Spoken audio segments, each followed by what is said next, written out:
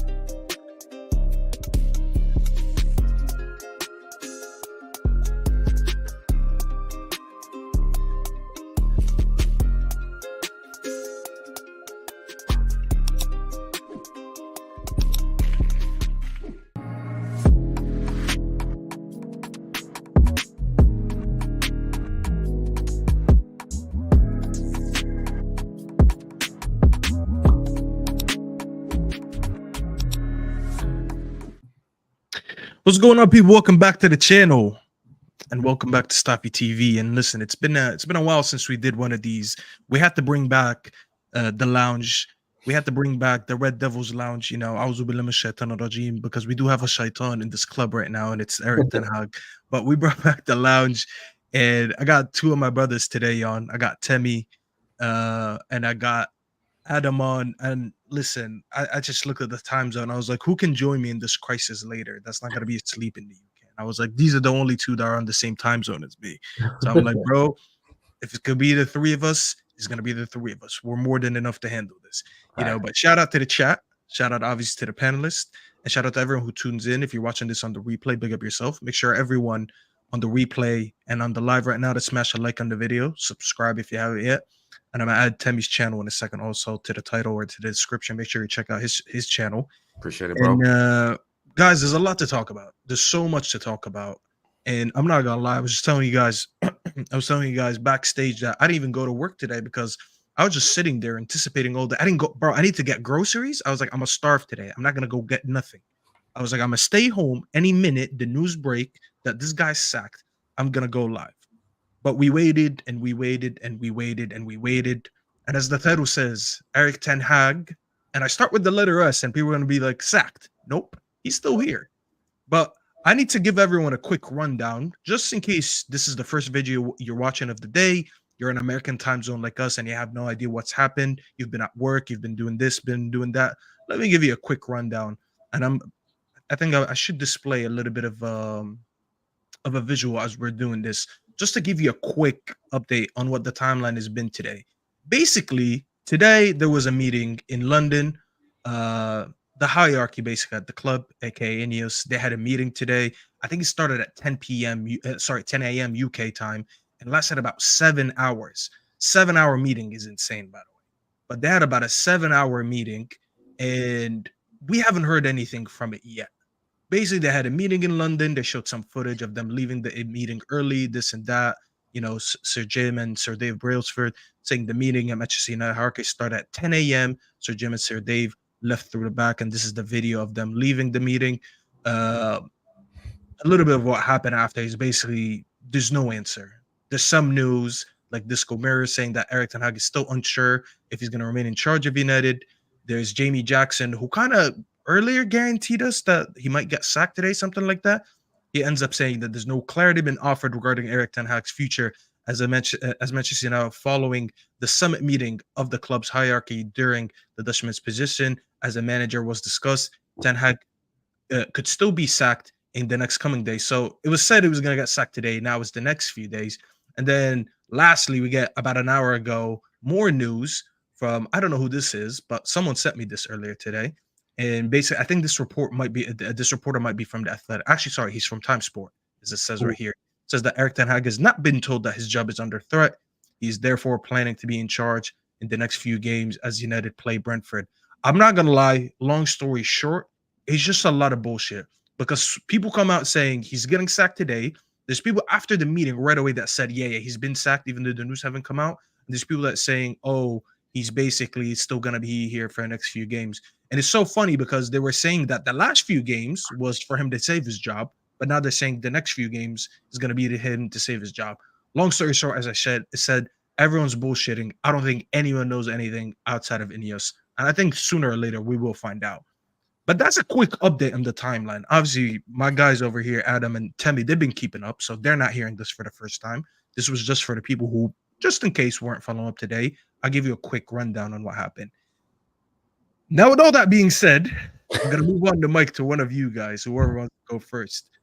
It's a lot of emotions going on, and we haven't really caught up in a while. Like, I see your content, Temi. We text here and there, Adam, but like we haven't properly sat together and spoke about it. Yeah. So going into today's meeting with everything that's happened in the last few weeks, obviously the defeats and the draws, the fact that we haven't won a game in, I think, our last 5, the fact that we haven't scored in like our last 3 games in general, all that leading up to today.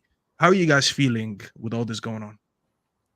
I mean, I'm not surprised about anything that happened. All the last 24 hours, nothing has shocked me. I think people were trying to get ahead of the story that they had no real intel on. You feel me? That's why we're getting 3, 4, 5 different stories. That's why we're getting 3, 4, 5 different storylines. I predicted this yesterday. I don't think he's getting fired. I'm going to stick by this because if you were going to fire him, why would you wait till Friday, right? I know you're having this Tuesday meeting or whatever. You come out of the Tuesday meeting. It's Tuesday night. Nothing's happened. We're going into Wednesday morning. Like, why would you have not just gotten rid of him after the Aston Villa game? Gotten the new manager in, let him have 2 full weeks before the next game. That's what makes sense. So in my head, I'm gonna try and play devil's advocate for Ineos. I think they thought this season was a wash before it started. So in their heads, they're like, listen, we're gonna take our time, find the manager we want. If this guy is stumbling into December, we'll get rid of him then. We'll have our manager, we'll have enough time to properly give the manager we want, our due diligence, whatever the case may be. Put in Rude for 6 months, and then we go next summer. I think that's me playing devil's advocate. I hope that's what they're thinking. I hope that's what they're thinking. But there's another world where it's like, yo, Omar Barada, what is going on here? That's the other side of it. It's like, that's the other worrying part. It's like, what is actually going on here? Because if this was Man City, this would never be allowed. Do you think Man City would allow us to be 14th place after 7 games? Or Bayern Munich or Chelsea for that matter? Like, it wouldn't happen. So it's like, that's the other side of the coin is I'm a little skeptical right now. I'm going to be real. All the stories, that the bullshit today, the media had a bad day. The media had a bad day because they were trying to get ahead of a story that they don't have intel on. None of them knew anything, bro. Yeah. I was like, bro, no one knows anything. Stop sending me news. No one knows anything. One thing that Ineos has done well is they've kept things under wraps pretty well. Their whole tenure, when transfer news was swirling around, I think they did a pretty good job. We didn't really get a lot of intel. It wasn't like the long, prolonged transfer cycles. The Ugarte one was kind of long, but the other ones, not really. So it was a bad day for the media, and I think it's going to be a bad week for us because I don't think he's getting sacked. What are you saying, Adam? I mean, yeah, I agree. I hear what Temi's explaining. Temi's trying to explain the narrative that he thinks might be going on. Yeah. I think I know all of our preferences. All of our preferences with him to be sacked. He's just trying to see it in a way that makes sense. But how do you see it? And it's a good defense, to be fair. Like, you have to be balanced in a way. It's logical, yeah. And I think when you said the media had a bad day, I think that's what it is. I think that's the only good thing I can say about Ineos is that they're keeping the information inside, and that's at least that's that. The players leak, but that's different because it's dressing. We don't have really much control over that, so that's Exactly. different. But to be honest, I was expecting him to be sacked. I was expecting that to happen today. I mean, maybe given the meeting was 7 hours long or whatever, maybe it's more likely that it is tomorrow or the day after. But it's annoying because I wanted to. You know what? I went to university thinking I'm expecting the news so I can leave university happy. You know, like I can just walk out and go like join some friends or whatever, or jump on the stream to say, you know what, this is a good day. And it's been sunny. We've had good weather. It was a good day overall. I woke up early for a run. It was a good busy day, and I was just waiting for the cherry. And this, not today, unfortunately. It just is what it is. It is what it is. And you know what? I think the whole point, well, at least I thought the whole point of getting Rude was to be able to sack this guy and have someone in place. That's what I thought too, man. And I'm just because given the fact that Rude is here, it's easy to sack him. You have a manager already there. Like, if the results are poor with Rude, no big deal in the sense that the fan base will understand. We know that he's just like doing a job for the time being. I think, and he's a competent manager as well. He took that PSV team and they finished second. I think in the seasons he was there. So not too bad. I think his defensive record was very good with PSV. I think he is very good at organizing the defense. So we can't organize shit at the moment. So at least that would have been that. But then again, I don't know, man. And you know what? If I had trust on, well, we're probably going to talk about this. If I had trust on Ineos being competent, I wouldn't mind giving Tuchel the job, because a competent ownership would get Tuchel in a year and a half later on. You're not doing a good job. Bye bye, ciao. This is what clubs do. But are you starting to get skeptical with Ineos though? We need to have a serious convo now. There is a very good possibility that we can go after international break and still have Ten Hag. And I think a lot of us are gonna change our opinions on Ineos. And do you think it's justified, or is it a little bit too early, maybe too harsh? I think it's a little too early, and let me tell you why. I am skeptical. I'll say that I am skeptical because it's hard not to be in the position that we're currently in. But I'll be honest, I'm not surprised at what's going on. So for me, it's more like I think that they want to. I think they're still fleshing out the manager thing. That's my thought process on this. If that's what they're doing, I can stomach this, because listen, this season was never going to be. This season, starting with this manager, it was never going to be a good season, and we should have seen it a mile away. I got a little too giddy because of the signings we made, but even this manager couldn't do anything, even with 5, I think, good players that we brought in, right? So it's a tough one. I'll give it to December before I get really skeptical. I'll give it to December. I'm quite skeptical, because I can only judge on what we have in front of us. And so if they don't give us the full information as to why he's not been sacked, and they probably can't do that, well, we have to go on based on what we have. If they come up and like the money to sack him is not there because of this and that, and we are waiting, you say, you know what, that's terrible, but I hear it. But then again, when you sack, unless it's in the contract, but when you sack him, I think at some point we were paying Ole, Jose, and Moyes. Yeah. If we sack him, it's not as if we have to give him the 15 millions now. It just can be regular payments as well. So this is something we can do, unless there's something in his contract that he negotiated when they met before the summer that make it. If you sack me, I don't know. I don't understand. Whatever. Yeah, no. Listen, it needs to happen. I completely agree with that. It needs to happen, but I still think we had a good transfer window. I'll stand by that. I'll stand by that. I think we had a very good transfer window. I think that it's the people that are in place have shown that they can be successful. So I'm going to give them a bit more wiggle room than. But have they though, Temi? Because I don't think they have a great track record of success. And we're talking about success. I don't mean off the pitch, because obviously as businessmen they're very successful. I'm talking about in running clubs, because it's not like Nice is only Barada that has credit for me. Yeah, Barada. Exactly. Omar Barada. That's it. Ashworth, everywhere he's been, those teams have gone to another level. We have to give him credit for that. Fair enough. You know what I mean? Griggs said yesterday he was skeptical of Dan Ash, and I forgot why. I think he's the one I'd that love to wanted hear to why. at I'd the love to club, hear why. something like that. But it's just, I mean, listen, that's you can't just overlook that. You can't just overlook that. I can't remember. I can't remember what he said. I can't remember remember why he said that. I can't remember the recruiting. The guy we brought in. Wilcox. Yes, like another. No, not Wilcox. There's like a head of scouting or something. I can't remember. I think I know who you're talking about, and I can't remember. I can't remember his name, but another guy who's had a proven track, record of success. Now, Jim Ratcliffe, from a footballing perspective, at Nice, it's not been good, but his other sporting entities have been fantastic. His cycling business, all those things gone great. So I want to give it more time. Again, it's still the Glazers factor of there's still that thing just looming over their heads. I don't know how much of an impact that's having on this, but I'm gonna be patient. I'm gonna give it a little bit more time. But at the same time, I will criticize this manager and these players for the time being. Absolutely, and I'll criticize the news. I said it on my channel. Like, if Omar Brada's not careful, they're gonna start calling him a mole. A city mole. You know what I mean? People are gonna start asking, like, "Hey, did City plant this guy here?" Like, you know what I mean? Like, yeah. So he might go back now that what's his name is gone. Yeah, the guy with, I think the news broke yesterday or today or something. Yeah, today. I forgot his name. How do you say his name? Oh my god, I'll look it up. Pat knows who I'm talking about. Yeah, I saw something. Tixi. There you go.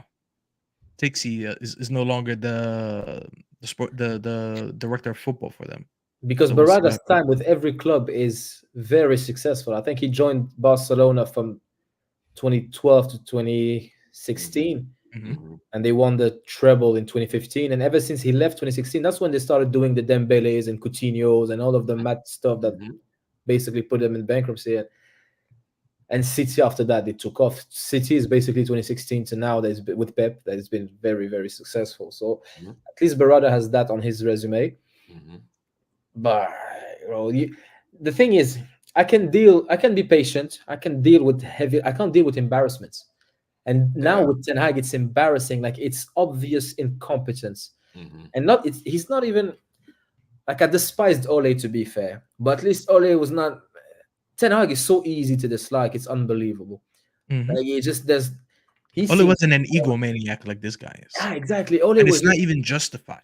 Exactly, because I felt Ole was weak because he was trying to please the fans in the stadium and trying to speak in a narrative that we know what he was doing. It was a bit like emotional guilt trip or some shit, like, oh, United, he's one of our own. He scored a goal.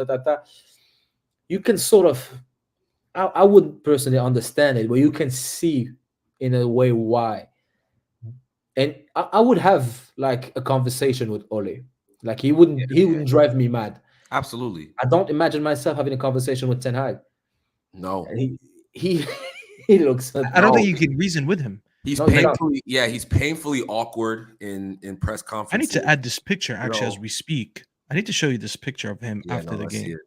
I'm gonna add it right now as we speak. Yeah, man. Go ahead, continue, and I'll add it. No, I was saying he's painfully awkward in press conferences. He gaslights the fan base. I think he thinks a bit too highly of himself. You feel me? This is, by the way, this is after the Villa game. Look how happy he is. Yes. Look at the state of him. Yes. Like, it just annoys me so much to see this. Bro, because you would think we just won the game. Yes. You can't believe we did not concede. That's the thing. Yes.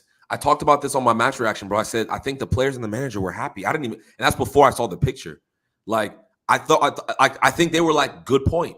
And that's what pissed me off on Sunday, because like, on paper, you could say, Villa, good team, they just beat Bayern Munich a midweek, whatever the case may be. But I'm sitting here thinking like, yo, we're in 14th place. There's no way, like, every match for Manchester United should be, we have to win it because of the position we're in. Like, simply because of the position we're in. But when after the game was over, I felt that energy of the players when you watch them and you looked at them, and then the manager, it's like, I think they just took a deep breath and it's like, all right, on to next week. Like, on to next week. Like, we didn't get embarrassed this game. Exactly. That's most likely, yeah. Let's move on. Because we didn't get battered, Temi, but that shouldn't be a justification. I we understand it within the context of the 90 minutes. Yep. But like, this is why when some rivals, Vader, obviously, Temi. Vader is the biggest gaslighter I know. He tries to tell me like, oh, that's a ground that Even Arsenal struggled at last season. Villa's only lost He one knows, he game knows this what he's season, doing. He knows what and he's doing. it was to what's their name, to Arsenal. And I'm like, you really got to look at the bigger picture. Like football cannot be narrowed down to just 90 minutes. Of course You know what not. I'm saying? Of Because course not. it's like a TV show. It's a TV series. There's like, Mhm. I don't know, 10 episodes. If you miss Exactly. the first 9, the last episode means nothing. You can't Facts. just watch the episodes in isolation. They all accumulate to put a bigger picture together and to put a story. If United have been a team that have been good in putting in at least, listen, early stages in the league, I usually look at performances more than results because I can always justify the lack of results if you're putting good performances. That's a building block to something greater. At the end of the day, it is a results business. Don't get me wrong, and within the right context, I will criticize the result. However, if we were seeing that we are building something, it's taking time for some of these players to adapt. We're seeing that most players are improving. They're actually putting something up together that eventually you will see the growth prosper into something that is going to lead you on to being a very good league team and eventually competing for the league next season or whatever, I would understand. However, I look at the context of how we drew to Villa. Number one, he took out your 2 center backs and he said rotating. Now, I said this. I was on the football terrace yesterday and I said to a big audience, I was like, thankfully, I've watched football long enough to know when a manager is lying and when he's telling the truth. Because if I'm new to football, I'll believe you. Anyone who that if this is your first time watching football, be like, oh, okay, it's my first season. I guess I understand what the manager says. Look around you. Does Saliba and Gabriel get rotated? No. Does Van Dijk get rotated? No. Does I don't even want to say City because City have so many good center backs that they actually do rotate. But the general idea is you don't go into away ground when you haven't won the last 4 games and say I'm rotating. You just simply been getting battered and you just don't want to say it. You've conceded 6 goals in 2 games. The fact that you dropped Martinez and De Ligt showed me that, and I tweeted this. The process is a lie. There is no process. The process is a complete lie. It's a word that's just masking everything that this manager is doing. Because even listen, Marcel does our head in, but even Marcel came out and said the way he approached the game showed me that he's not trying to build anything sustainable, which is why I can't approve this. And today on Mendham Talk, they asked him, I think Ty asked him, he was like, if we win the next 3 games, are you going to change your opinion? And for Marcel, who's been one of the biggest Ten Hag inners, to come out and say the next 3 games is not a big enough sample size for me to say, yes, I'm back to Ten Hag in, it just shows you everything. Yeah, It exactly. shows you everything that a lot of people still don't want to see. That and I'm rambling on because on last game, it's just because there were so many lies that were being told. Rotating, bro. This is like I seen Ugarte sit on the bench 2 games in a row, and then I seen Ericsson at this age play 2 games in a row. If you were rotating, these guys would have been playing. Sorry, Yeah, Ericsson would have been playing. would have Ugarte been would the have been opposite. playing. Exactly. Exactly. There's a lot of lies that he tells, and a lot of people believe it. And this is why I'm saying, like, and shout out Das, saying, why are you not questioning Ineos? No, we did question Ineos. You probably just tuned in. We questioned Ineos. We spoke about this a few minutes ago. And this is why I'm saying I need to start questioning Ineos because they are a reflection of them. I know he wasn't their hire, but they've backed him not once. If they keep him now, it means they backed him twice. Yeah. And just like as much as I don't want to do it, I have to do it. You are appointing this man to represent you. And I understand earlier, Temi, you said you think Ineos approached the season as a write-off. I hear you, but we also have to add context to that. What is a write-off? How much of a write-off is acceptable? Oh, You absolutely. saying I'm not expecting to win major trophies today, if that's your write-off, I hear it. Because I don't think we're in a situation to win trophies. Yeah. But if you're saying we're not going to compete for top 4, I think that's too much of a write-off. We're not going to I score think during goals. our Oh, I agree. ever I agree. since Listen, by the way, this ever is- since Sir Axe left, I don't think back-to-back seasons have we ever finished outside of the top 4. We usually are 1 year in, 1 year out. I think this would be the first time that we miss out on top 4, aka Champions League football, 2 seasons in a row. So that's number 1, going to hurt us financially. Now I'm going to have to hear the excuse next summer if that happens to Yeah. why we can't recruit players and sign players. So that's what I'm saying. There's a limit of how much I should write off. And if this season you're being right, I'm gonna be really honest here. If you're writing off the season in October, early October, I don't think that's acceptable.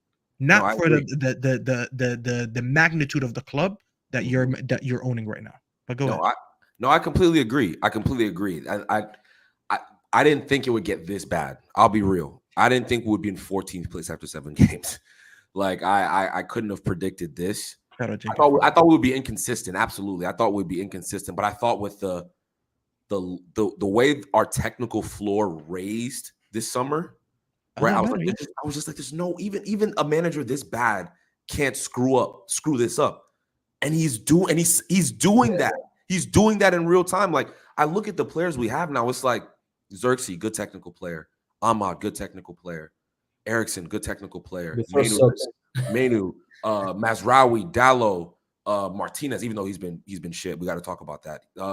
Martinez, decent technical player.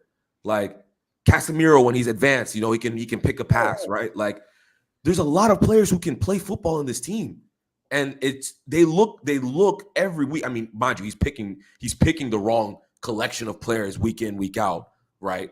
But then like even when the technical players are in the team, there's no structure for them to thrive in. You feel me? Yeah, you can have all the technical players in the world, but if there's no system, there's no idea of where to pass the ball, when to receive the ball, it doesn't matter. You feel me? So back to the point of Ineos, I am a bit concerned, yes, but I'm just because of the cachet that they're coming, like specifically Barada, Ashworth, like I'm gonna give it just a bit more time, and because I thought the transfer window again, I'm gonna hold like they had a good transfer window for me, in my opinion. Brought in the right type of players, brought in the right like if Ten Hag gets sacked today, the players that they brought in, I think will fit with whatever manager, right? They're good, they're good. You know what I mean? They're good enough technical players to fit in a system that will work, right? That has an actual structure. But that actually makes me put more pressure on Ineos, Temi, because I believe we've recruited players that don't listen. I don't like Ugarte. They recruited Ugarte against Ten Hag's will, because Ten Hag actually openly said that when he said goodbye to McTominay, he said he didn't want to get rid of McTominay. So that just shows you, number one, his as a manager. Ugarte doesn't look much different right now. At least one of them. I'm not gonna lie. At least McTominay used to give me headers and shit. Yeah, this guy's not giving me anything. Yeah. But the point I'm trying to make is that Ineos have, with that signing especially, they made it look like we're just recruiting for what we think is right for the team, regardless of who the manager is. Which just basically means you're just getting the right ingredients. It doesn't matter who the cook is. It doesn't matter who the chef is.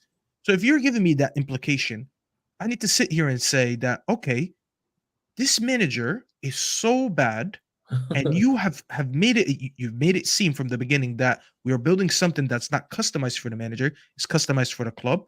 When he's doing such a bad job, I'm expecting you to change something. It is way too early for me to write off the season. And listen, I don't even think we should give it to Ruud till the end of the season, because a lot of people said that. It is way too early for me to say after 7 games, Ineos have no idea who can take over this club and manage for the rest of the season. That's absolutely so insane. There's about we're in October, and the season ends usually late May. It depends on if you reach finals or not. So you're telling me there's about 7 months of football, 8 months of football, and you have no idea what manager in this world you could come in. If you give it to Ruud for a month while you get the other manager, I hear it. We did it with Carrick before, where he managed 3 games and then we got another manager in. But if you're going to do that, I hear it. But to just completely say, oh, let's just give it to Ruud, let's write off the season, that's not acceptable. Equally saying, oh, the season write off anyways, let's just get the manager we want next summer and write off the season. We're damaging players as we go, Temi. There's quality players that are getting damaged. That's a good point. I don't want to see Meno in another season with Ten Hag. This kid is already missing on development from last season. So you're telling me our best young ass is about to miss 2 years of development. Yeah. He's getting called out by rivals now. We see him, we watch him play, so we know he's a quality player. Yeah. I have to be serious with you. He's not developing. No, he hasn't looked like himself the past three weeks, I'd say. No one has. Don't get me wrong. He's the main worry because he's the baby in this team. Exactly. He's the guy that I'm trying to protect. No, of course, but it's also in the next 5 years. It's also stuck. To be fair, it's stuck out because he's been our best player over the last year. He's, in my opinion, he's pretty comfortably been. You could argue Dallo maybe too, but I think he's been our best player. So when he's not playing well, it's like it's even more jarring. Like, okay, now Kobe's not playing well. Like, so I hear that. And Ineos is on watch. I completely hear it. I'm just not. I'm skeptical. There's videos on my channel to prove it. You know what I mean? But at the same time, I'm not gonna what's the word I'm looking for? I'm not gonna go too crazy just yet. You feel me? I'm not gonna go too crazy just yet. And another thing they did as well is they gave Bruno a contract, man. That is not something I can forgive. That alone cancels out the good transfer window. Yeah. Because he's the captain, so you expect him to play. So what you do? Nah, you don't give him a 5-year contract. Now it's until 2028 or something like that. Is it? I thought it was like a 2. Like he's getting a raise. Like they raised it for like 6. It's an extension, not a An extension. So he got right. extended by 2 years to So the it's gonna be date. 2027. There's 2 more years under United. Yeah. Yeah. 2 So more yeah. years. See, that's a disgrace. Can't have So that. for me, I'm thinking it's a Saudi soon type of situation, because the way he's playing, just send him. the way he's playing right now. And listen, I really don't want to go on a tangent right now, because I've tried. I'm actually doing a great job of not talking about it, right? You know what I mean? I think I've done a pretty great job on my channel, just not bringing it up. You know what I mean? But he's playing worse than he's ever played. And I mean, listen, I've criticized him in the past because I think he's generally played pretty poorly. Yeah. But this is like a new level. Like this is, bro. He got 2 red cards in a row, by the way. Yeah, and he got the captain. You know what? He got the captain away to Villa Park. I saw someone say that since he can't score, he's stat padding red cards. Yeah. You know, he has more red cards than GA this season.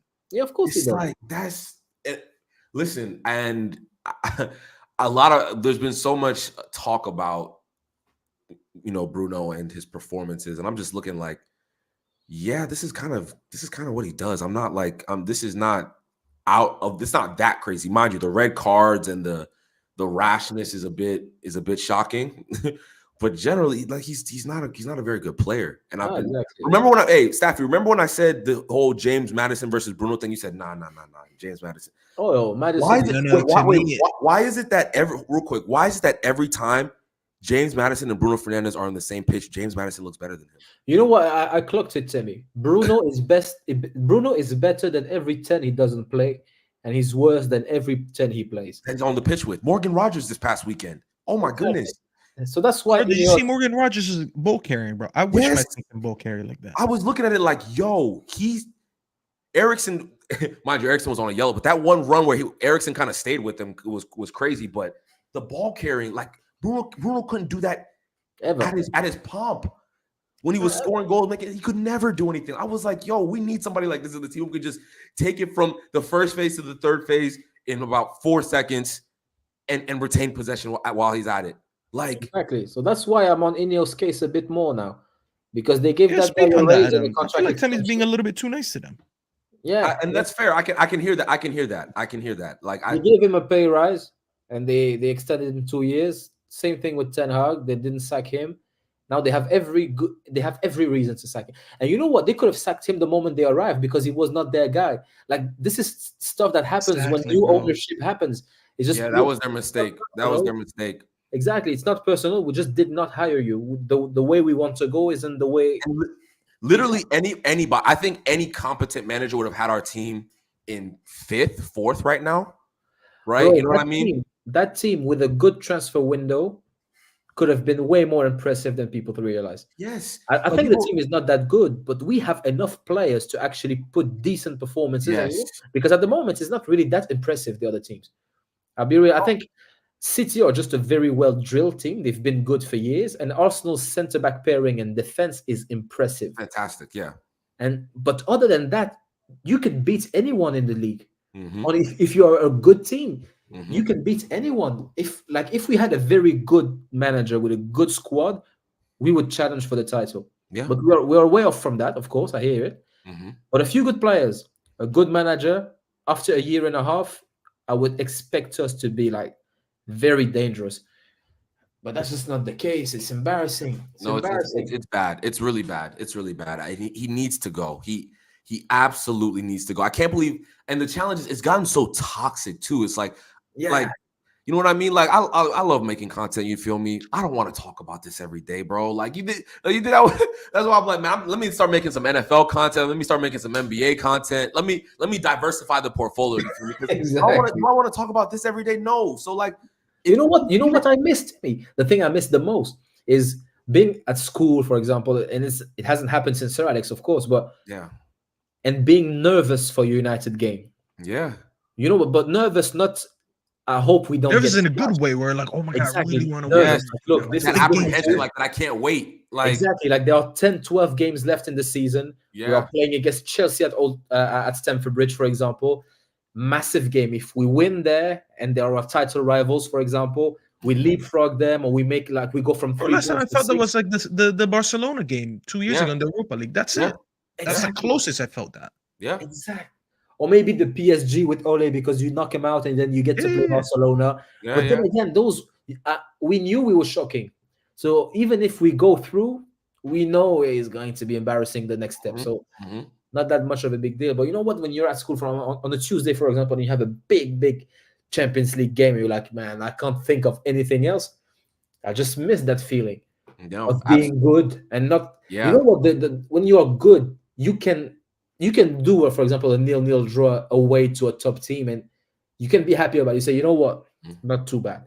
Yeah. It's a good result. It's decent. It's fair enough. Yeah. But now at the moment, it's just, if we win, it's meaningless.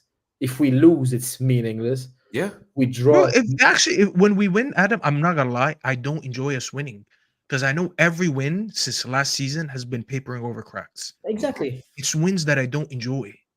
No, Yeah. they're I poor. generally don't enjoy them because I know, like, not even enjoy them in terms of watching them because they're horrible. They're ugly wins. I Barnsley. know they mean every time you win, I know someone out there's gonna be like, see, we told you keep Ten Hag longer. We're building something. I was listening to Noordin's chat earlier. He had someone on the show, and this guy kept talking about we can't sack him because we keep sacking managers too early, and every time a manager tries to go from phase 1 to phase 2, we just give up too quick. And I'm like, what phase 2 are we going in? No, We're not even good in we're not a phase 1 team. We can't play football. I don't think people Right. understand it. We're Yeah. not phase 2 to me is like going from being good to being all right, let's be Like Arsenal. title contenders. Or what yeah, are we in like now? Arsenal going from like 8th to 5th or 5th to 2nd. Mhm. We're not that because our level 1 is It's not so- there. We we're don't know so- how to play football. I just don't think people really understand that. Back in the day, we used to argue like during Moyes' time and during LVG time, we were ranting because we stopped winning trophies. Nowadays, we rant because we can't win football games, and No, that's we a can't complete make different passes on the conversation. floor, People don't sir. understand. Go We ahead. can't make passes on the floor. Like we have regressed so bad that it's at fundamental levels of football. Yeah. Pick a red shirt. Bad. It's bad. Like we went from trophies to winning games to not to top 4 to winning games to we can't even make passes on the floor to a teammate. Mhm.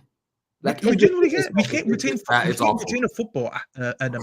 We can't Exactly. retain a football. Do you understand how How embarrassing that bad. is? Yeah, You and know, even when because I have some cousins, man. They would spin this team like Allah in Morocco. Wallahi, Adam, I'm not joking with you. I have one of my coworkers. He's Colombian. We were talking the other day about Duran before we played Villa, and me and him talked in the summer about Richard Rios. And I remember I told him Richard Rios is a baller. I want him at United. He was like, "Nah, but we don't want him to go to United."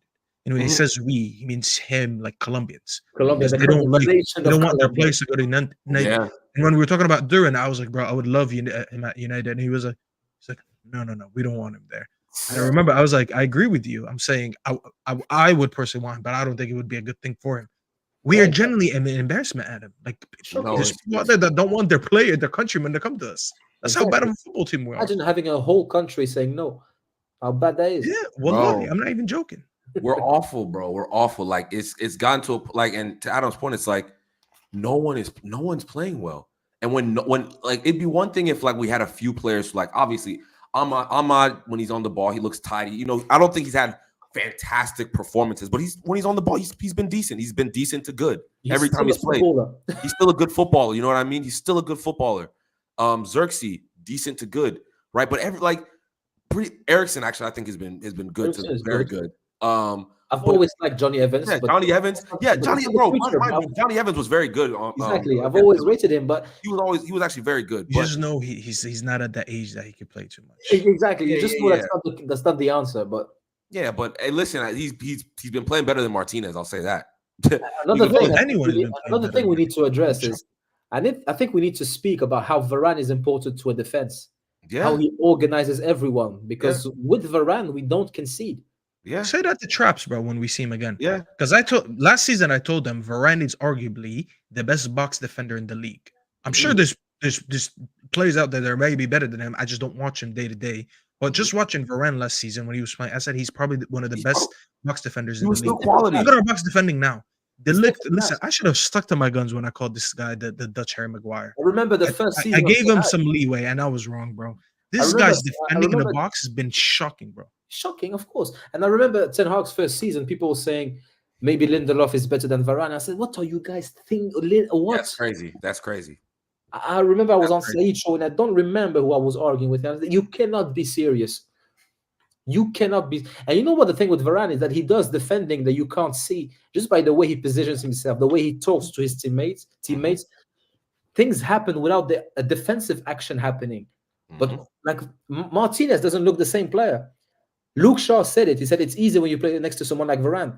Dalot, when he plays on the right next to Varane, Dalot is a different player altogether. They all play. And I think Johnny Evans has that sort of influence.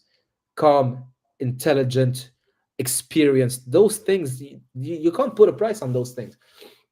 And now look at the defense. The defense is young. De Ligt and Martinez, they're both a bit reckless. And they are both young. And you know what it is, Adam? After all that, I actually forget how good or bad they are. Last game, we had 6 of his signings on the bench. He had 450 million pounds worth of signing of his on the bench. And you have the entire... 3 of them are Ajax players, by the way. Exactly. Like I tweeted that a few weeks ago. I said, this guy doesn't want to play Ajax football, but then he proceeds to buy all the Ajax players of all time. Like, what? That's crazy. Bro, it's like saying, I'm lactose intolerant, but your fridge is filled with yogurt and milk. Like, what's that? What the fuck? Are you lying to me? Like, which one is the truth? Which one is it? Having the hierarchy in front of you, like all of them, from the owner to your that's a bro of death. Yeah. And then you ask for more money, and then you have almost $500 million on the bench. Yeah, it's a complete embarrassment, crazy. Bro. It's crazy. Complete embarrassment. It's embarrassing. Johnny Evans being your man of the match in a Premier League game in 2024 is respect to Johnny Evans. Don't get me wrong, but it just shows you how low of an organization. You know what? I saw the lineup. I saw the lineup, and I was expecting Evans and Eriksen to be the best players. I had no doubt in my mind. Yeah. Absolutely. Yeah, we set up to box defend. The lineup was and one of your best box defenders in Johnny Evans had a good game. But that's nothing to take out. And that's what the sad part is, Adam. There's nothing to take out of this game that I'm going to use to build on to next game. No. That's what I'm saying. The longer we keep the manager, he's just a complete waste. Yes. I swear I'd rather be managerless. Because at least being managerless, I feel like the players... By the way, you saw Rashford when they showed a clip of him when he was going to the bench. Yeah, he said something. Like, this guy has gotten mad, something like that. And he was talking about Ten Hag basically benching him again. Or sorry, subbing him out again. I'm not Rashford's biggest fan. But every time in the last few games, I see a few moments in the box, it's coming from him. That's number one down to bad coaching because you can't get all of your attackers to get in good moments. And it just shows me that you're going back to having moments. If someone gives you a moment, you might win the game. If Rashford buries a couple chances, there we go. We won the game just based on moments. But even that, he started taking them out. And I'm like, okay, so what else are you giving me? I saw Xerxes come on, and Xerxes was playing counterattack. And you know Xerxes, bro, he's like 6'4". He's a heavy player. You look at him, he doesn't run. Fitter, by the way. What's that? I think he needs to get fitter, by the way. I think, he probably, I think he needs to slim down a little bit because he on that counterattack, he look a little bit shocking. There will be times that you still need to play counterattacking football. I've seen every team in their pump. You have to. At some moments in the game, you will be counterattacking the team. Exactly. But I saw him running alone on a counterattack, and I'm like, this is not what you signed him for. Just like, why is he on the pitch? Why did you bring him on? Should have been the opposite. But then when you bring on Højlund you bring on Højlund to do what we should have flipped it. He's an idiot. Exactly. They're separate. They're two completely separate players. They're absolutely opposite. One wants to run in behind, and one wants the ball to feet to pass. But you play the same way with either one of them on. So it's like, what was the point of spending all this money on these players? You start the one you want to play with the ball, and you bring on the one for counter and exploiting space. Like you flip it. Like everything Ten Hag does, I would do the opposite. That front four, like as soon as I saw the front, I said, yeah, we're not winning this game. And he thinks that's his best front four. Højlund, Bruno in behind, Rashford, Garnacho. That's a gross. I was telling you. That's gross. Exactly. That's a gross front four. Like, that's what? gross, man. Like, think about it. Chelsea, it's Sancho, Cole Palmer, Madueke, and Nico Jackson. Nico Jackson. And even when they bring someone off the bench, it's Felix, Pedro Neto it's Pedro and Neto. Like, look at the players they have at their disposal. You feel me? Like, bro, Mudryk will probably start for us. I'm gonna be real with you. Yeah, I would start him. Yeah, I think he would start for us, and he's shocking, bro. Yeah, he's not very good, but I think he would start for us. Absolutely. Like, the team is, and people might laugh. I know people would see this and laugh. We don't score goals, people. Like, and we haven't scored goals for quite a while. That's the only thing that's been very constant with Ten Hag's first season was 57 goals. It was 57. The next season was 58. You know, exactly. we're on pace for we're probably on pace for the same thing. It's 7 games, 5 goals, isn't it? Exactly. Yeah, bro. Like 3 of the 5 have been against Southampton. Yeah, the last team in the league. They're last place. They're awful. We're not far behind them. We're 14th. Like, they're the only team we outscored, by the way, if you didn't know that. That's insane. So we're 19th. I don't know who's tied with us, but we're the second least scoring team. Yeah, 5 goals in 7 games. Rasmus Højlund, by the way, no. But you know what it is, Temi? As much as I don't like him, I know with another manager would look good. Yeah, exactly. You think so? 100%. 100%. I still have. It would look better. I don't know why I still have faith in him, but he's been annoying me. I can't lie. I don't think my backing of Rasmus at the moment is rational or logical. I'll be just. For me, it's like it's not like he's clearly athletic and has physical abilities, right? But his game intelligence, like it's a bit poor. You know what I mean? Thing as well, Temi. I've never seen a strong player be this weak. Yeah, it's quite ironic. Like I don't. He's strong, but he's weak.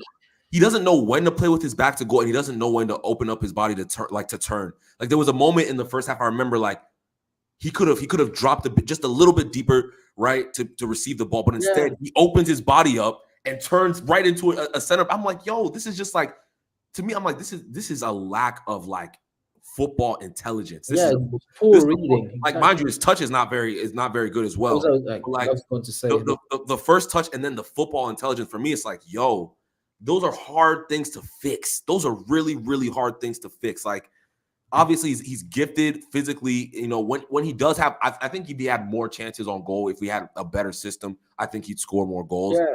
But I don't. Yeah, but Temi, and I get your point. And listen, you know, I'm probably not one of Rasmus' biggest fans since last year. You know that. You streamed enough with me to know. The reason I'm not really trying to single out too many players, like, I'll give my opinion, but that's not my major focus, is because it's just like everyone looks bad, bro. Everyone looks bad. Who looks good? You're right. Who looks good? You're right. Even Dallas, as you mentioned, he's been one of our best players last couple games. Stinkers. Yeah. And why?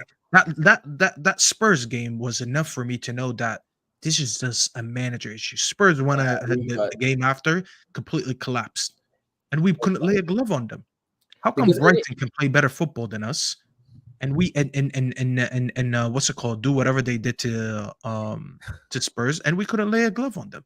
Exactly. It's just a coaching issue at the end of the day. Brighton have a manager who's just like a couple of years older than us. He's a year older than me. Like, literally. That's why when people tell me, "Do you know more than Ten Hag, bro?" You know what? Maybe put me on the sideline next week, and I'll put up something. You know what I mean? Like, I could be a man. Now, give me the tactics. I could be a manager. I'm like, listen, coaches, this is what I want y'all to do for the team. You feel me? Like, I feel like I could do that. You know what I'm saying? But no, I'm joking. But like, literally, it's really bad. Slot, what was it? 3 games into his career in the Premier League, destroyed Eric Ten Hag. Put us in a spliff. Destroyed Eric Ten Hag. Like, he's getting punched up by rookies in the league. Yeah, exactly. You know what I mean? Like, it's really crazy to think about. Like, Sir Jim Ratcliffe, I'm like, bro, you have to be a man. Like, I'm gonna be real. I've watched a lot of his content over the last, I'd say, especially over the summer. Like, from that May to October, I watched a lot of. I listened to his podcast, like some podcasts of him, where hour long. Like, the guy sounds like I'll be like, I don't want to get too sucked into pause all of that, but like, hey, major A. You forgot this clip exists? That was crazy. That was crazy. But no, like he sounds like he knows what he's doing. Yeah, he Like sounds like a competent guy. he sounds like a competent guy. Like the Glazers, when they talk, they don't sound competent. You know what I mean? Like they don't sound competent. They don't, and they've proven they can't run football. Like their NFL team is trash. I mean, they're half decent this year, but over the last Who is it? The Buccaneers? yeah, The Bucs, yeah. over the last 25, 30 years, they've been the top 5 worst teams in the NFL. So like they've shown that they can't run teams, but whereas Sir Jim he's shown that. So it's like, bro, you have to see what's going on here and make a decision. That's the thing with the Glazers, is they haven't built their wealth. They got it from their fathers, and usually the second generation usually drops the bag massively. Loses the wealth, yeah. Yeah, exactly. Mm-hmm. Yeah, To be fair, they're not losing the wealth. They're running it up. from a financial perspective, they're cooking. Yeah. I'll be real. But I mean, I hear what you're saying though. They don't have any incentive to take Man United to another level because they don't care. They don't care. They have found a loophole in the system. They bought the team on debt when 20 years you can't do what they did, right? You can't. And that was their father, but we've been successful with that. To be fair. Mm-hmm. Mm-hmm. So it's just it's just a tough one. Well, Sir Jim, make a decision. Like literally, if he makes this decision tomorrow, we'll all forget about all of this. This conversation. But what if they don't? What if they come in Friday, and the decision comes out and they're keeping him? Like generally, how should we react as fans? Because I know we're all gonna lose. I'd be extremely disappointed. When we calm down, what should we do? I'd be extremely disappointed. That's the word I'd use. I'd be extremely disappointed. Because you know what, I'm not looking forward to watching the games. It's going to be Garnacho on the right and Bruno, and it's going to be the same vacant midfield when we get run by any team, and we are going to concede goals and shots and not score again.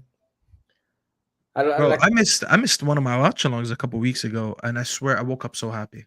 It's like, thank God I missed this. Yeah. I was like, I didn't want to do this. I didn't want to do that. I generally don't enjoy United games. Yeah. I don't enjoy being a United fan. That's why I don't even enjoy putting out content as much. Yeah. Because it's like repetitive. I'm saying the same thing. We're not good enough. Ten Hag needs to go. Not good enough. Ten Hag needs to go. Yeah, and I wish we could be happy. I wish we could I could take the piss out of other fans. But I want to talk tactics. I want to talk like tactics. I want to talk. This is why we did this in this game. You know what I mean? Like, I actually want to talk about why did we not win today when we're a good team. Today we did this wrong today, but I want to disagree with the manager and be proven wrong. I was like, he knew what he did. Yeah, that's good. Like no one likes to be right about your team being shit. Like, do you think I want to be right about that? No, I don't want to be right about my team being trash and the manager being trash. Like no one wants that. Like in a perfect world, you feel me? Like we are at a minimum right up there with Arsenal. Yeah. At a minimum. Yeah, 100%. Like that's where we should be. Because listen, at the end of the day, Arsenal, even them, listen, they're a very good team, but that's what they are. Very good. They're not great. You know what I mean? They're good because of their defensive stability. Yes, they have a very good structure, a very good system, but they're not a great team. No. Man City, this is not the best iteration of Manchester City. It's not. It simply is not.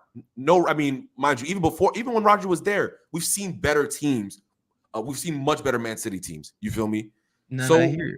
And especially that it's year 3, Temi. Like I think that some people might think what you're saying is crazy, but I think they're forgetting that this is year 3 for us. Mm-hmm. Obviously, Arteta has had a few years on Ten Hag, so you could kind of understand that he spent more time with the squad and these players. But in year 3, we shouldn't. The gap shouldn't be this big. Not at all. Maresca, look at Maresca, bro. Maresca comes in and he's handling most of the players that Poch failed with, and he's getting them to play better football. Exactly. And he's the proof. This is what I'm saying. Just look around you. There's so much proof of what good coaching can do. Exactly. Good coaching is not necessarily just going to win you the league. It takes a lot of different factors to be a league-winning team. I understand that. But you can't be a decent football team. Yeah. It is not actually as hard as people make it out to seem. No, you don't have to sit here and say all these phases and level 1 and level 2, and he needs this amount of time and that amount of time. Yeah.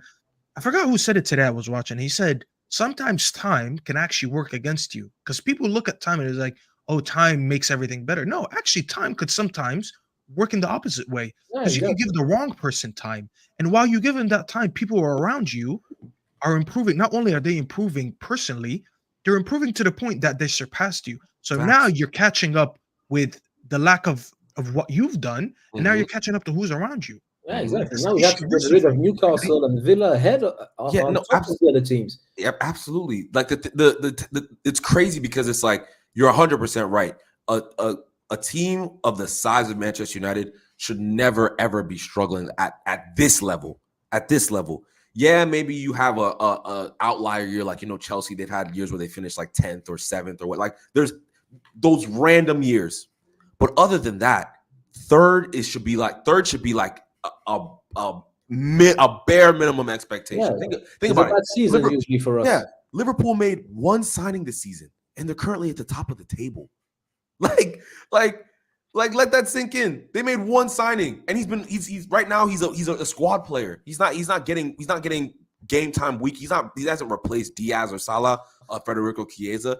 He's a rotation player right now. He used a midfielder that everyone said it was a bum and a bad signing, and now he's probably the best DM in the league. Yeah, Gravenberch. He's been playing as the best DM in the league. He's fantastic. Like and that's literally just, and mind you, he never. I mean, he played as a DM slightly in his past, but he was more of a number 8. Yeah, you know what I mean. So it just shows the power of coaching. Exactly. The power of coaching. 100%. Let me ask you guys this, because I don't want to go too much overtime, obviously. Yeah. Tuchel. I mean, he's been probably the biggest name we've been linked with. Would you guys take Tuchel right now? And please, I respect both of you enough to know that you won't say that, but just for the audience, though, I know we know anyone would be an upgrade on Ten Hag, so we're not going to use that as a barometer. Oh, he's better than that. I would take Temi tomorrow. That's how bad I think of Ten Hag, that I would take a football fan over him. I think Temi would go in and he'll just do basics. Hey, listen, I'm not gonna see a donut in the midfield. I'm taking Ricky, Adam, and Staffy as my staff. That's a squad. Listen, I'm telling you right now, we win some games. We win some games. We put that team together right. 100%. Bruno out the door. Rashford out the door. Exactly. Bruno wouldn't play, I'll tell you that. We'll win the fans right away because we want to stop Bruno. We might get the Bastian Schweinsteiger treatment, man. Go, hey, under 23s. Exactly. You know what I mean? Just leave Bruno to me. Just leave it to me. I'll take care of it. I would pay to see a conversation between Adam and Bruno. But would you guys take Tuchel since he's a realistic link that we've been having, or would you wait for someone? Because there's rumors that we want Xabi Alonso. There's the Stuttgart manager that I don't know how to say his name yet, but there's a lot of links that we've been having. Would you go for Tuchel? Because I'll tell you this, I haven't been Tuchel's biggest fan, and to be honest, I will sound like a hypocrite if I back him. But in the context of that, he is a significant upgrade on Ten Hag, and I know we overnight become a better team. Yeah. Beggars can't be choosers, and at this moment, I'm a beggar, so I can't really choose much. But would you guys go for him, or what would you guys do? So, I wouldn't. He would not be my first option, my second option, my third option. I'll start there. Okay. But let's say Ineos hire him, right? Let's say Ineos hire him. I would not raise a fuss. Okay.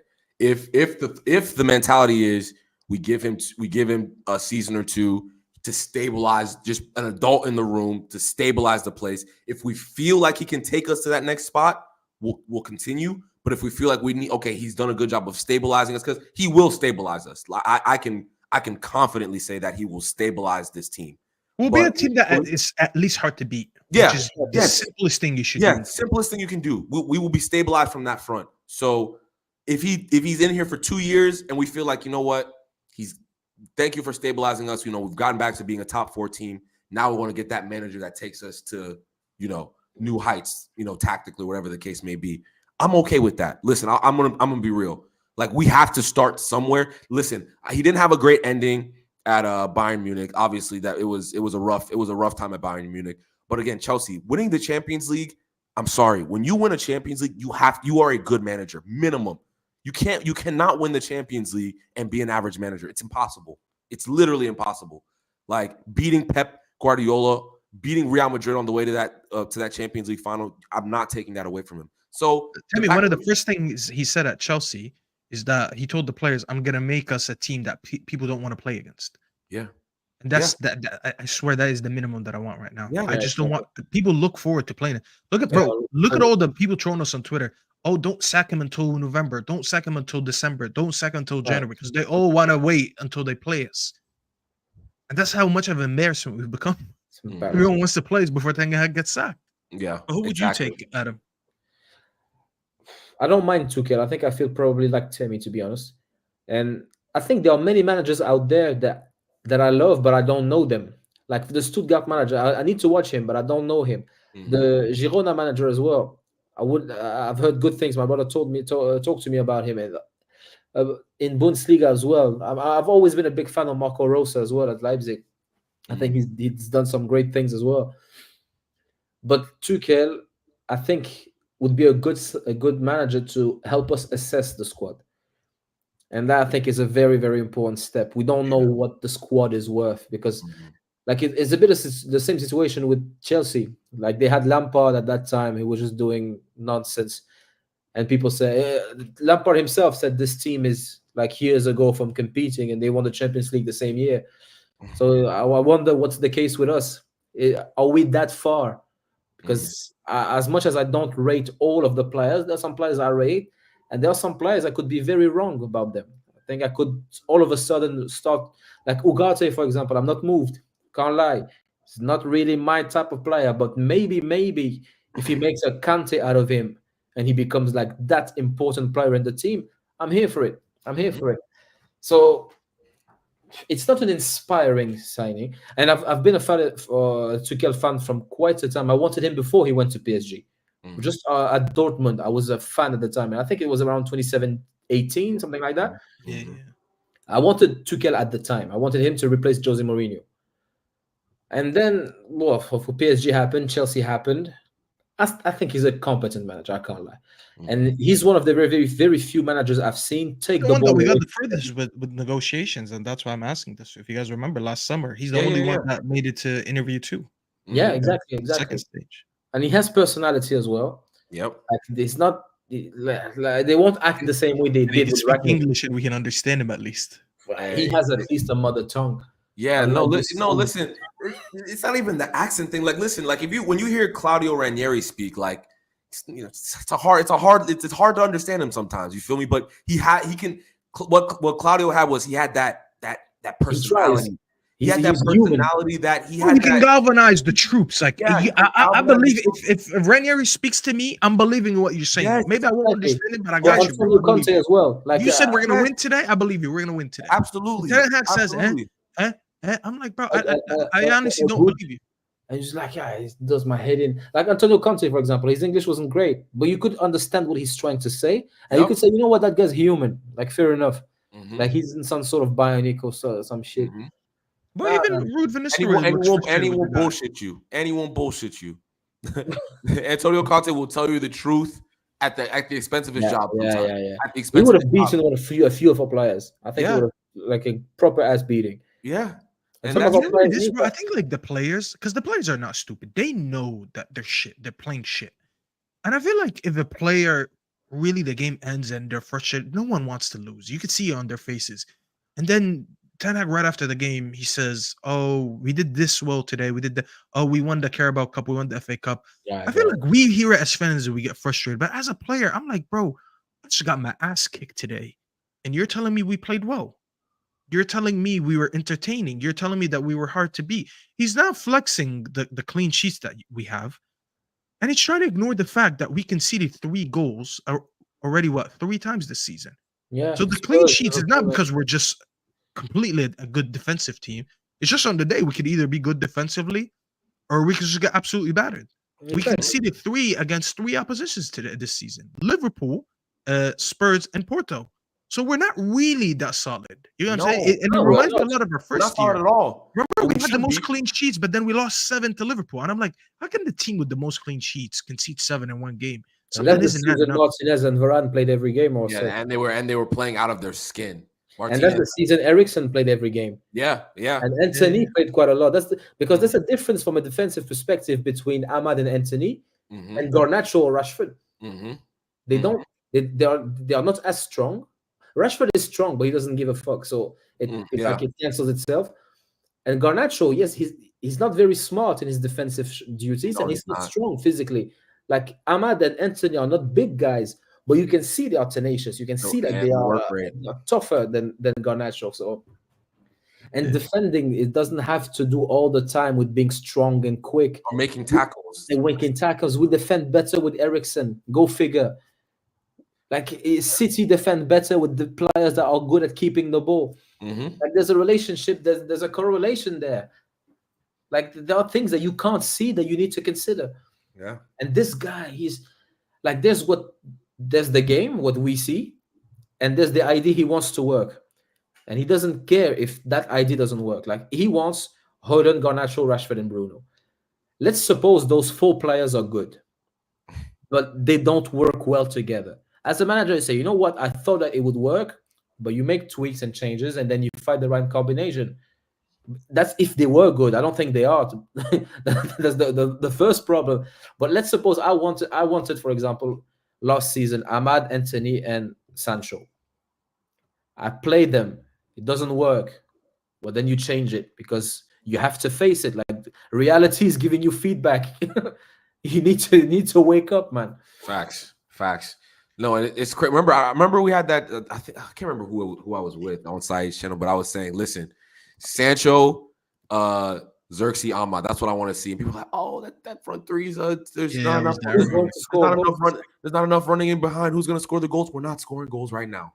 And Sancho's in the team. Listen, I mean, Sancho's not like, listen, he's played well, but he's gotten a couple assists, whatever the case may be. But like his presence in the team, like he's just retaining the ball, making the right decisions. You feel me?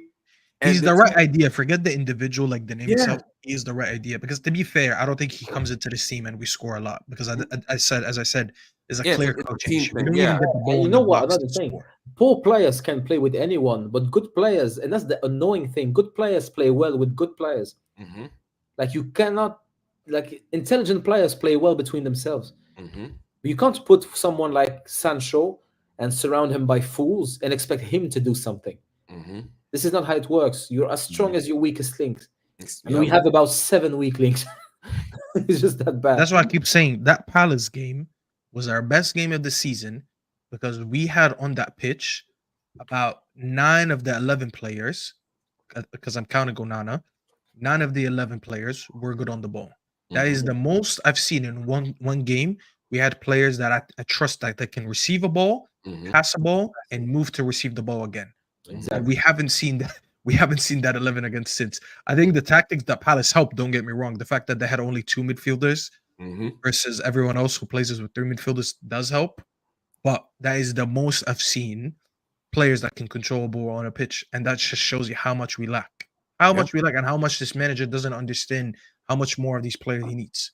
Because he keeps taking them out. The idea that every time we play a big opposition, by the way, and he takes out Ahmad for Garnacho, completely just it does my head, bro. It drives 3 games that Garnacho started are technically the 3 hardest games: Liverpool, Spurs, and Villa. The fact that you think that is a way to approach big games because you're gonna win on the counter, bro. We don't even counter anymore. People still think we're a good counter-attacking team. That ended with Oli. Under Oli, we were a very good counter-attacking team. We don't even have that transition no more. But he keeps doing that, and it just shows you that as once again, the process is a lie. There is no process. This manager flip-flops with his philosophies depending on the game, and none of them work. It's not like any of them are working. None of them work, and he can't stick to one. And the process is convenient because the time is never now. You can always, it's always a random hypothetical in the future with the process. You need to start doing things now. The process starts now. You don't talk about the process. That's the one very important thing. You don't talk about it. You just get on with your job.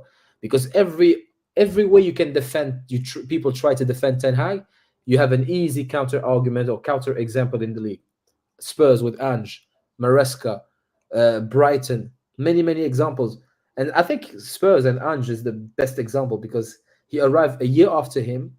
They look more composed. They look better. They look better drilled. You can actually say they have been unlucky with this and that. They have been very unlucky with injuries as well. And they have nowhere near spent the same amount of money as we did. So what can you do? How can you defend him unless it's from a narcissistic perspective? Like, look at me, I'm a good fan. But we don't give a shit about that. That's not. There's no top red points, bro. Listen, when you go to Old Trafford and try to cash in the top red points, You know when you go to the arcade or whatever and you used to cash in the points and you leave it. There's no top red points, bro. You're not gonna leave with the jersey at the end of the day. Oh, how many did you accumulate? 80? Oh, that doesn't get you a jersey, but it gets you a shin guard. So here you go. There's no top. There's no way you care about something and you're just okay with seeing it just go into the gutter. Like there's no way. Exactly. You know what I mean?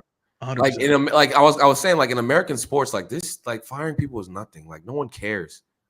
No one cares. Look at Chelsea. They sacked 3 managers in the last 3 years. Yeah, bro. And eventually one of them hit. Because I was watching Said's channel today, and someone said, Said, what happens if you actually end up sacking a manager and the next one comes in and he's not that good?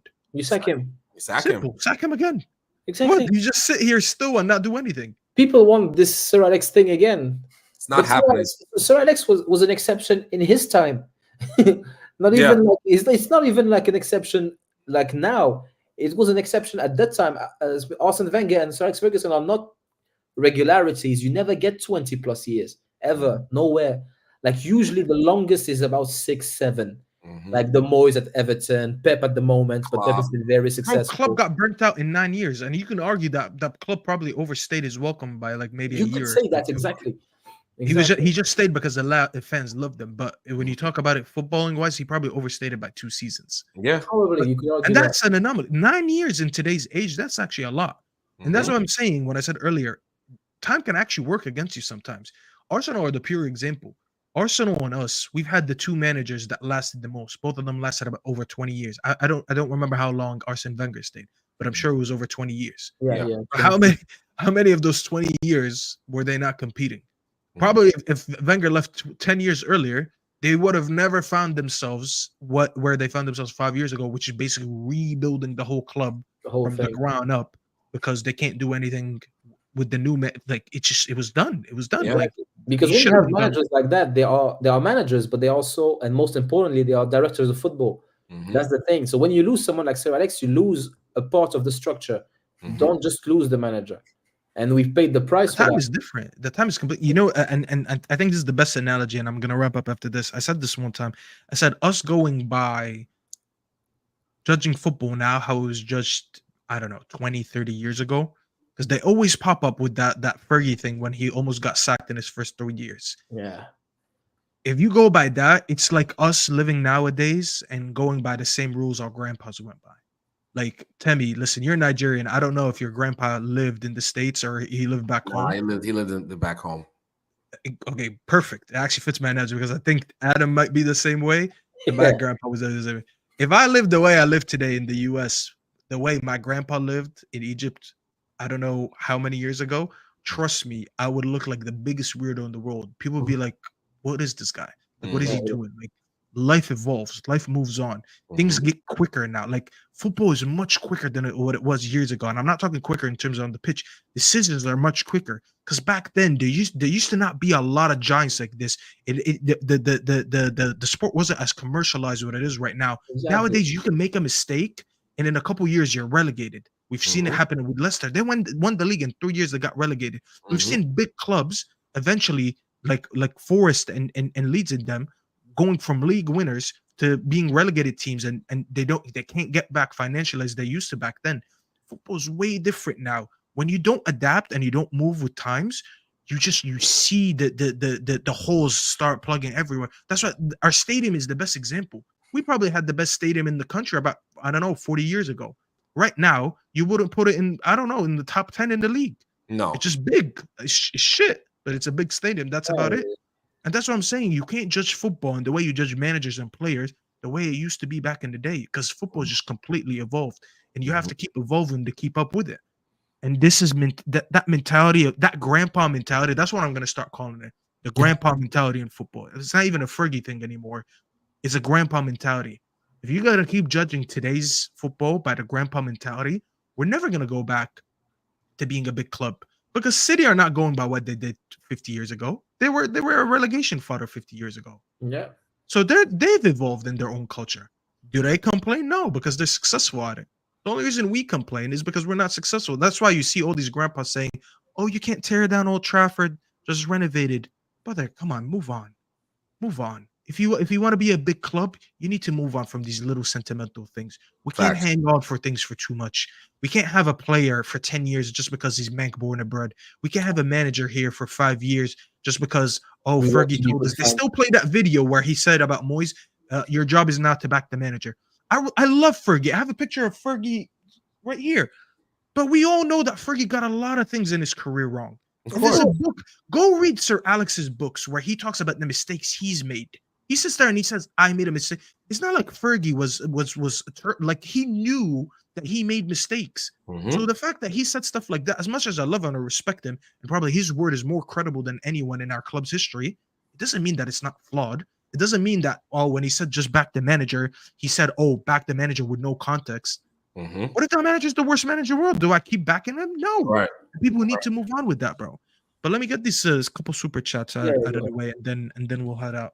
Zayn Messi, listen, I saw this about an hour ago. You're an absolute troll. I respect you for always listen. He does talk shit, and to be fair, he never hides, and he supports the channel, so I love it. But give it up, bro.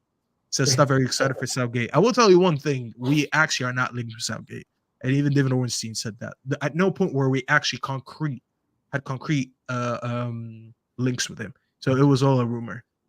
Big up Destiny saying big up Stuffy Man United are the team of yesterday. 100% Destiny, unfortunately. And big up Omo saying, I can't believe this cockroach is still here. When he said cockroach, I was like, oh shit, is he calling me that? He says, I can't believe this cockroach is still here. I actually question our ambition. I can't tell what that is. There's an emoji or something. I actually question our ambition now more than anything. Ambition now. Oh, I think that we're just gonna repeat it. Yeah, he's saying I'm questioning our ambition no more than anything. I hear you, bro. And this is why I said we're a big club, but we move like a small club. So until we start acting like a big club again, I'm just saying we're a small club. You just gotta act like one to be one. We're just a big club by history, not by actions. Mhm. But anything you guys want to add before we wrap up, boys? Do you lost faith that he's going to get sacked this week, or you do still believe that could happen this week? I want to delude myself to believe he's getting sacked. Fair enough. I don't think it's happening. I'm gonna be real. You don't think so? So I you wouldn't think- be surprised if he did. If I'm being honest with you, if he doesn't get sacked, I don't think I'll be surprised. I think if he doesn't get sacked tomorrow, I don't think he does get sacked. Yeah, exactly. Because I didn't know the meeting, but of course until today later on when I saw the meeting was about 7 hours. I said, okay, maybe it's too late in the day, so maybe Wednesday. But if it doesn't happen tomorrow, I don't think it's happening.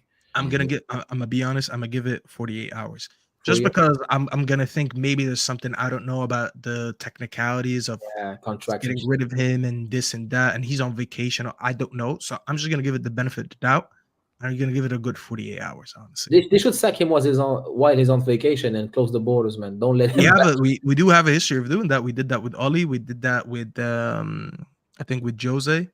So someone posted it today. It was like the amount of times we sacked the manager when he's on vacation. Yeah, So, I would do it and close listen, the borders, man. Don't let him back. Yeah, I want his vacation ruined. Yeah, When he said in the summer that we disturbed his vacation, that pissed me off. He's one shameless fuck. I can't lie. yeah, bro. He's me, man. It's like me worrying I'm getting fired at my job because I fucked up, and then my manager calls me on the weekend saying you're not fired, and instead of me saying I escaped that one, I'm like, why are you bothering me on the weekend? Exactly. I'm off today. Just have some shame, brother. Right. Exactly. But What anyway. happened to Shane, man? He used to be free. He used to be useful as well. You know, that's such an Arab say as well. Like, I'm not surprised that you say that. We say, I don't know how you guys say it in Morocco, but basically, like in Egypt, we say like shame is free. Like, it doesn't cost you anything to have shame. So everyone should have shame. Exactly. Because it doesn't cost you anything to have it. So the fact you said that it's true. Like, I'm not gonna lie, Adam is starting to sound like my grandpa, actually. Yeah, exactly. Going back to days gone by, man. But listen, shout out to Adam, shout out to Temi. I'm gonna add Temi's channel to the description in a second. So when you guys see this, make sure you check out Temi's channel and subscribe to it. And if you guys are watching this on the replay, listen, guys, there's still over 120 people here. So make sure you like the video, subscribe. I'm less than 30 subs away from 6K, by the way. So if you're hearing this on the replay and you haven't subbed yet, make sure you sub. Let me tell you the exact number. We're actually 26 away. So if 26 of you can subscribe, it would be amazing. Get it done. And yeah, listen, big up to you guys. And hopefully the next time I see you guys, we're talking about Ten Hag getting sacked. Oh, inshallah. Peace.